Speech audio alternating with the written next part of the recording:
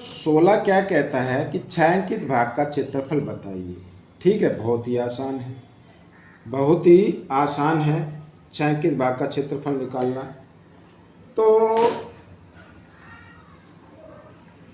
देखो, सबसे पहले क्या करना है, सबसे पहले ए बी सी डी एक समांतर चतुर्भुज है, तो समांतर चतुर्भुज का क्षेत्रफल निकालना है। यहां पर मैं लिख लेता हूं, ठीक है।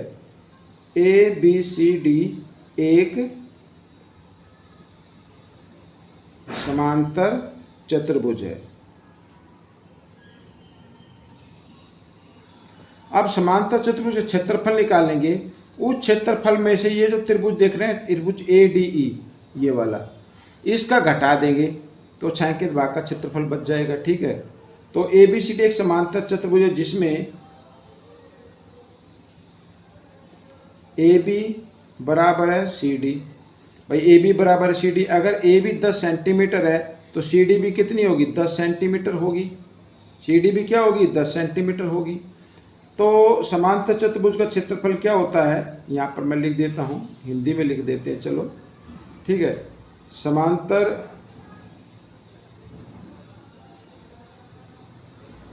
चतुर्भुज का क्षेत्रफल क्या होगा, आधार गुना ऊंचाई, आधार गुना ऊंचाई। ठीक है, ये होगा। तो आधार गुना ऊंचाई होगी। ये कितनी है बच्चों, ये यहाँ पर ना ये 5 सेंटीमीटर है। क्या ये 5 सेंटीमीटर है, ये मैं लिख देता हूँ। ठीक है, इसका ध्यान रखना।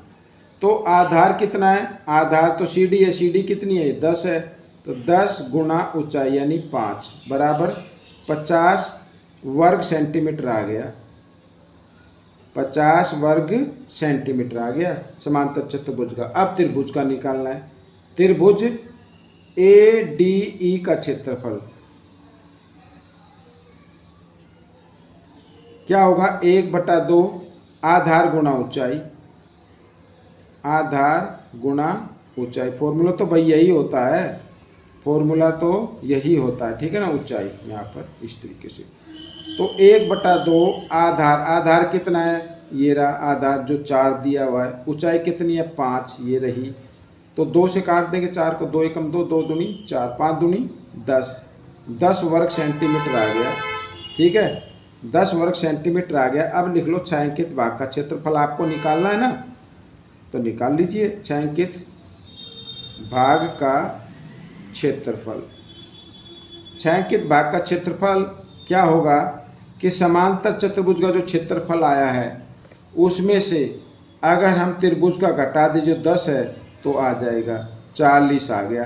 अब ये आपका उत्तर बन गया, इसको लिख देना वर्ग सेंटीमीटर। ठीक है, इस तरीके से ये प्रश्न आपका हल हो गया। प्रश्न नंबर 17 क्या कहता है, देखो प्रश्न नंबर 17 भी आसान है बच्चों। एक समबाहु त्रिभुज का क्षेत्रफल ज्ञात करें जिसकी प्रत्येक भुजा की माप 2 सेंटीमीटर है। ठीक है, यहाँ पर मैं लिख देता हूँ, समबाहु त्रिभुज की भुजा की लंबाई कितनी है, 2a। ठीक है, 2a सेंटीमीटर ऐसे।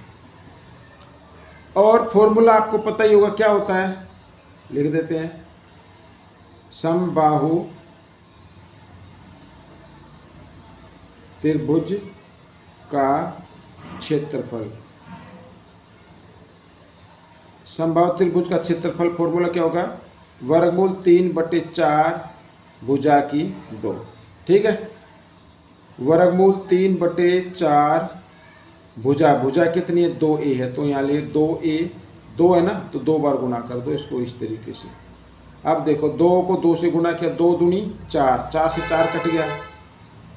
अब क्या बचा आपके सामने, आपके सामने रहा वर्गमूल 3 और a को a से गुणा कर देंगे तो ये आ जाएगा a की घात 2 और ये क्योंकि क्षेत्रफल है लिख देना वर्ग सेंटीमीटर। ठीक है ना, ये आपका उत्तर आ गया। अब हम करेंगे प्रश्न नंबर 18, ये रहा आपके सामने। ठीक है, प्रश्न नंबर 18 क्या कहता है, देखो एक वर्ग और समबाहु त्रिभुज का परिमाप समान है ठीक है। एक वर्ग और समबाहु त्रिभुज का क्या है, परिमाप समान है, यानी समबाहु त्रिभुज का परिमाप बराबर वर्ग का परिमाप, ये दिया हुआ है, ये क्या है, बराबर है। अच्छा, यदि वर्ग के विकर्ण की लंबाई 24 वर्गमूल 2 सेंटीमीटर है तो समबाहु त्रिभुज का क्षेत्रफल बताना है। अब वर्ग के विकर्ण की लंबाई दे दी, वर्ग के विकर्ण की लंबाई दी हुई है, ठीक है। 24 वर्गमूल 2 है, 2 सेंटीमीटर।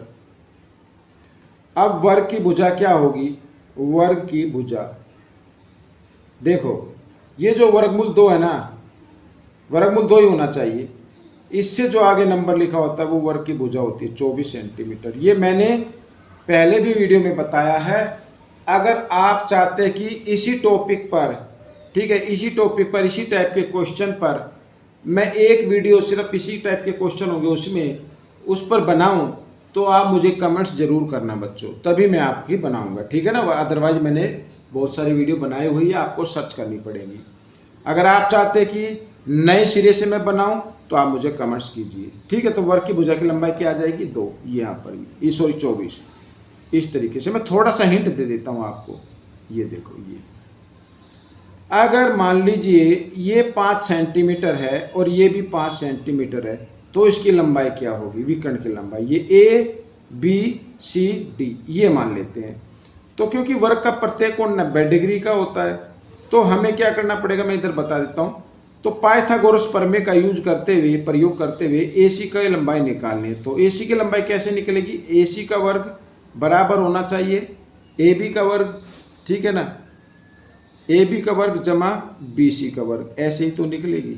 अब ए सी, ए बी कितनी है, 5, तो 5 का वर्ग, ये भी 5 है तो 5 का वर्ग, ठीक है। ए सी तो 5 का वर्ग 25, और ये भी होता है 25। 25 और 25 कितना हो गया, 25 और 25 कितना हो गया, 50 हो गया। ये इधर वर्ग है, इधर आकर ये वर्गमूल।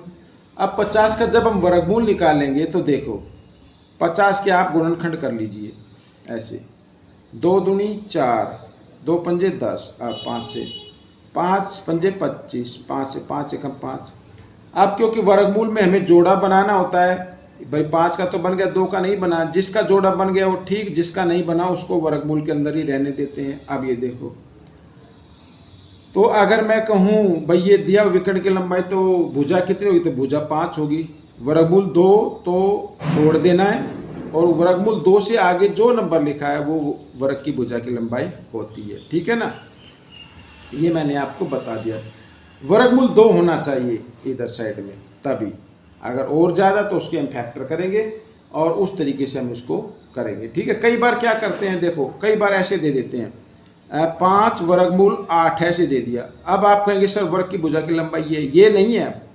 अब 8 के और टुकड़े कर लो आप, 8 के, ये कन्फ्यूजन करने के लिए दे देते हैं। देखो 2 दूनी 4, 2 चौक 8, 2 दूनी 4, 2 एकम 2।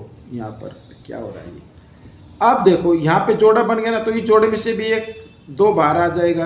अब इसका नहीं बना, इसको रहने देना अंदर। अब 5 दूनी 10, अब ये होगी बच्चों, ये आएगा, ये और ये दोनों बराबर है, ठीक है।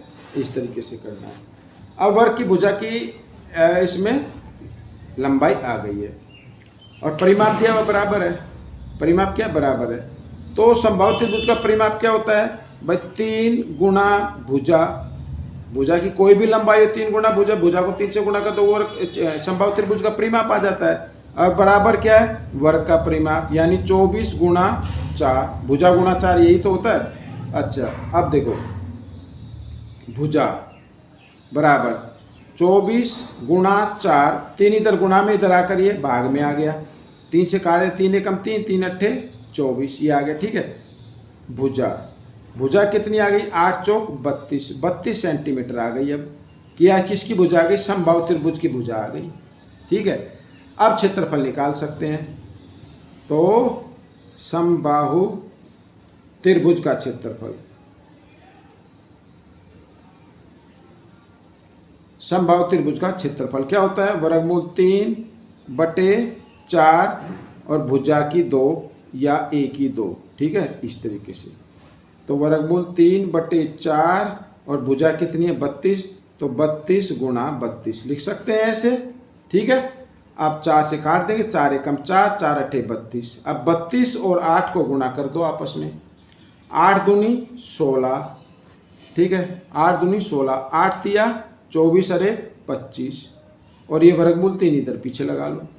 ये आपका उत्तर आ गया, ठीक है। इसको लिख देना है वर्ग सेंटीमीटर।